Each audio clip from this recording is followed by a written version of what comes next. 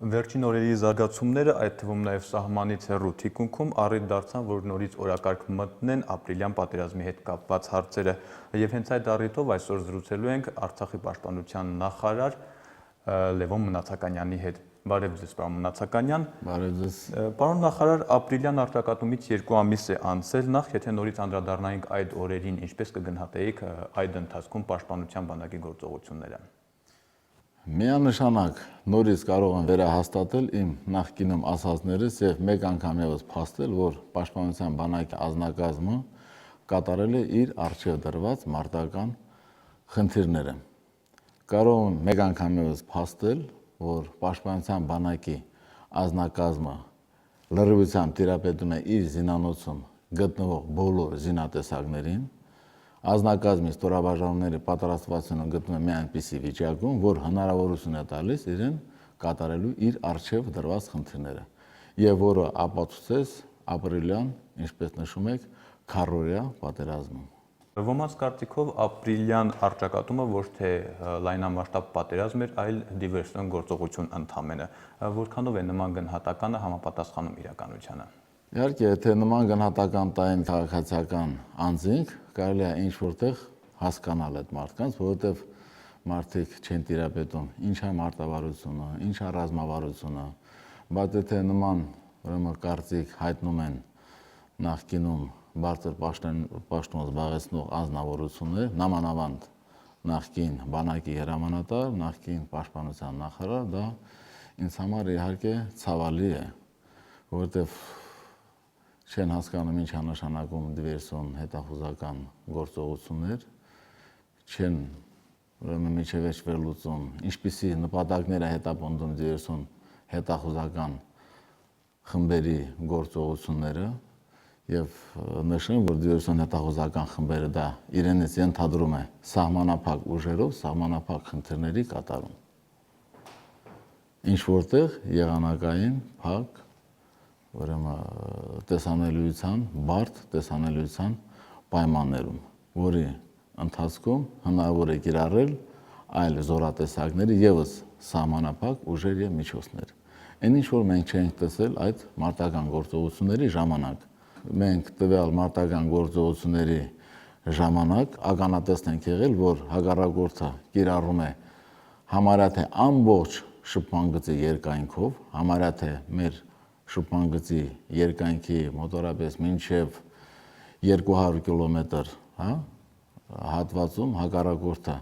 կիրառել է հատուկ նշանակության ժոկատայիններ, ես մեկ անգամ նշել եմ, որ 73-րդ խմբի ազնագազմի փաստաթղթերը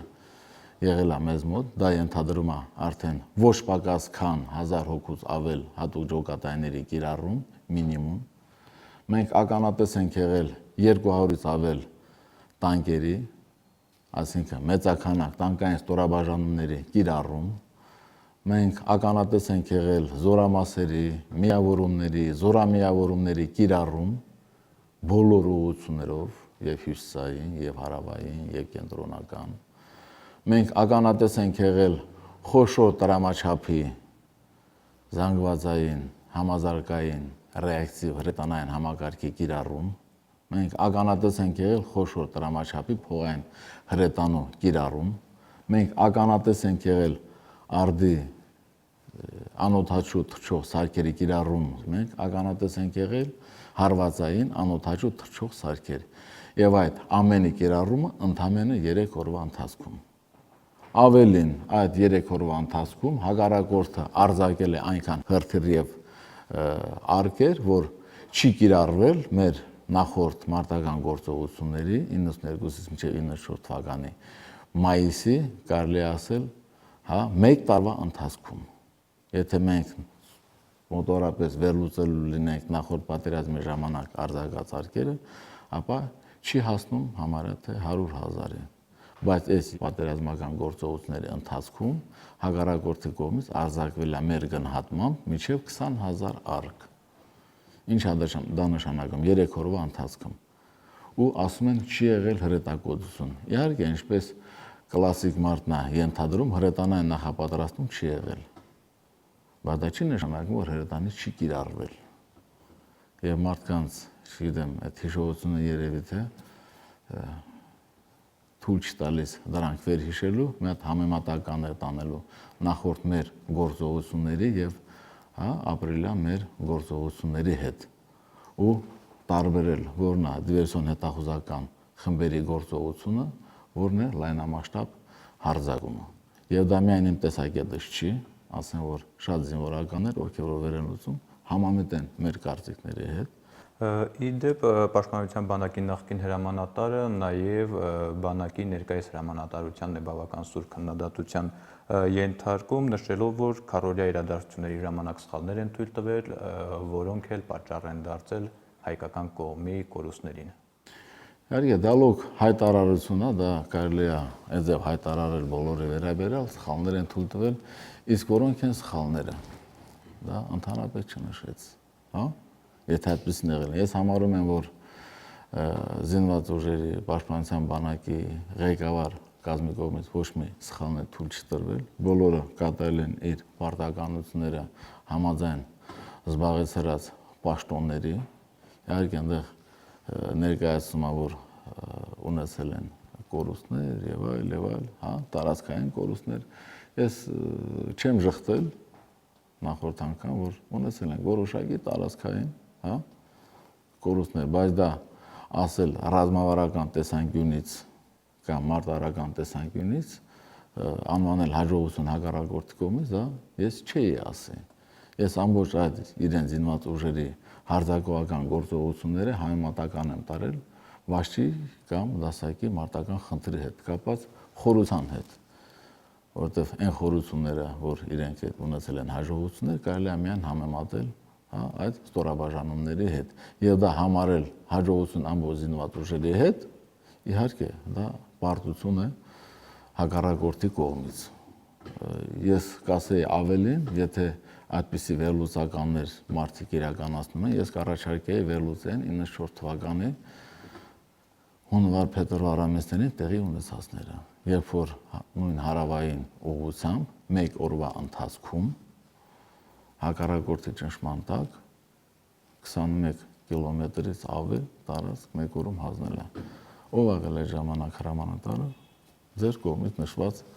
ազնվորությունը։ Իսկ եթե համեմատելու լինենք այն ժամանակվա հարաբերակցությունը հակառակորդի եւ մեր ուժերի, իհարկե այն ժամանակ հարաբերակցությունը եղել է ի օգուտ մեզ, բայց ինչպես ստացվեց։ Ես կառաջարկեի տվյալ մարդկանց վերլուծելու ժամանակ ընդլայնված վերլուծականներ անել, մի քիչ հիշողությանը զոր տալ եւ վերհիշել այն, ինչ որ տեղի է ունեցել եւ կառաջարկեի, որպեսզի նման հայտարարություններով հանդես չգալ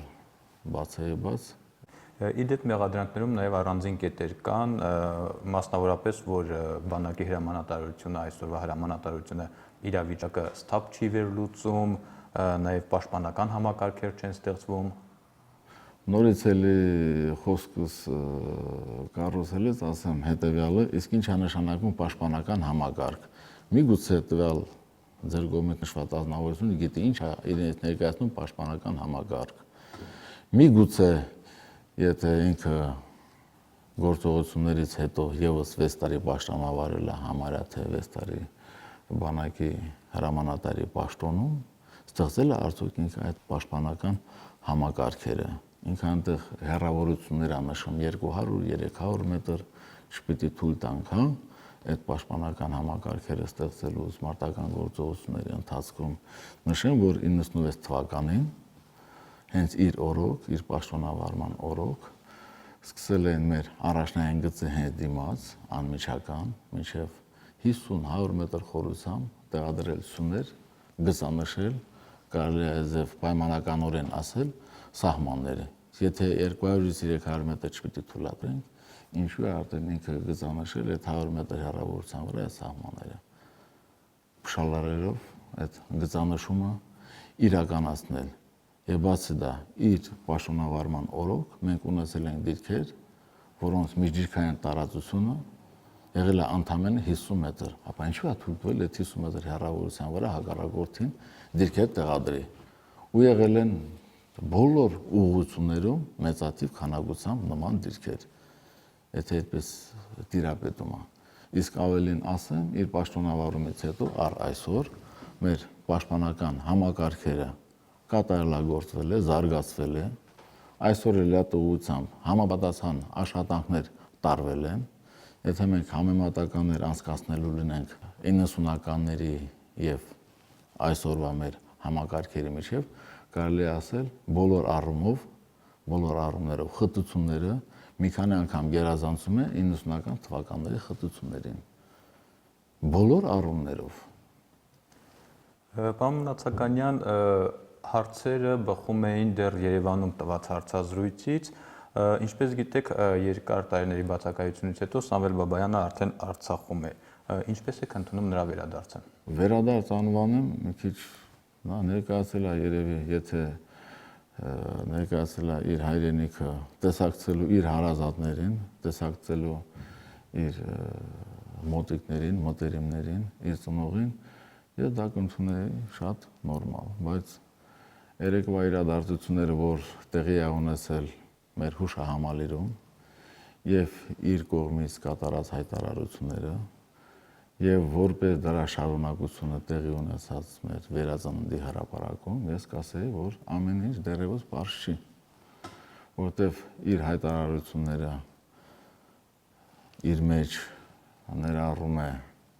այդպես ասենք, պաշտոնափոխություններ, իր համակերների, այդպես ասենք, հայտարարությունները իր մեջ ներառում են նույնի շարունակությունը եւ դա ես համարում եմ,